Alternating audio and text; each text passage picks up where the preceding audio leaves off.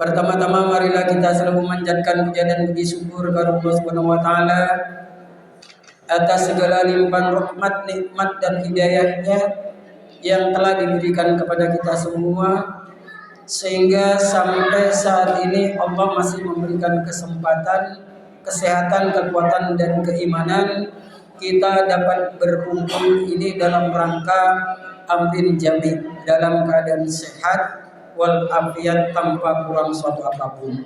Alhamdulillahirabbil alamin. Salawat dan salam semoga tetap tercurahkan pada junjungan kita Nabi besar Muhammad sallallahu alaihi wasallam beserta keluarganya, para sahabat-sahabatnya dan semua umatnya yang selalu cinta kepada Allah dengan dipraktekkan dengan tawassul bersolawat pada junjungan kita Nabi besar Muhammad sallallahu alaihi wasallam. Semoga kelak beliau memberikan syafaat kepada kita semua di Telaga Kausar.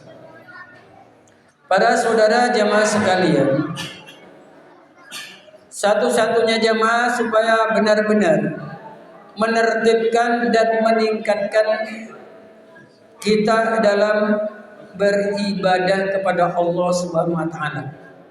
Dan kita patut bersyukur kepada Allah bahwasanya kita masih diberi umur yang panjang sehingga kita bisa menjumpai tahun baru ini. Maka dengan adanya kita bersyukur kepada Allah dan adanya pergantian tahun baru ini tantangan ke depan itu semakin berat, semakin besar. Sesuai dengan sabda Rasulullah SAW di dalam riwayat hadis Bukhari, Kitabul Fitan, wasbiru la ya'ti alaikum zaman illa ba'dahu syarubin. Bersabarlah kamu sekalian, karena tidak datang pada kamu sekalian satu zaman kecuali zaman sesudahnya lebih jelek dari zaman sebelumnya. Maka adanya dalil yang sebanyak ini, kita diperintahkan oleh Allah supaya kita beristiqomah, menertibkan dan meningkatkan. Kalau ibadah kita tertib, maka dengan sendirinya akan meningkatkan dengan cara menyempatkan diri beribadah kepada Allah Subhanahu wa taala, sebagaimana di dalam firman Allah yang terdapat di dalam hadis qudsi, di dalam hadis riwayat Ahmad an Nabi Hurairah anin Nabi sallallahu alaihi wasallam qala tabarakallahu taala ya ibnu adam tafarruq li ibadati imla sadraginan wa sudafaqoka wa ilam taf'al malak sudaka kusublan walam asudafaqoka. Dari Abi Hurairah dari Nabi sallallahu alaihi wasallam bersabda, Allah berfirman, wahai anak turunnya Adam, menyempatkanlah diri kalian untuk beribadah kepada Allah, maka akan aku penuhi hatimu dengan rasa cukup dan akan ditutupi kefakirannya. Tapi sebaliknya, apabila kalian tidak mau menyempatkan diri untuk beribadah kepada Allah, maka akan aku penuhi hatimu dengan rasa sibuk, sehingga tidak sempat beribadah dan tidak akan ditutupi kefakirannya. Istilahnya, rezekinya itu tidak akan barokah.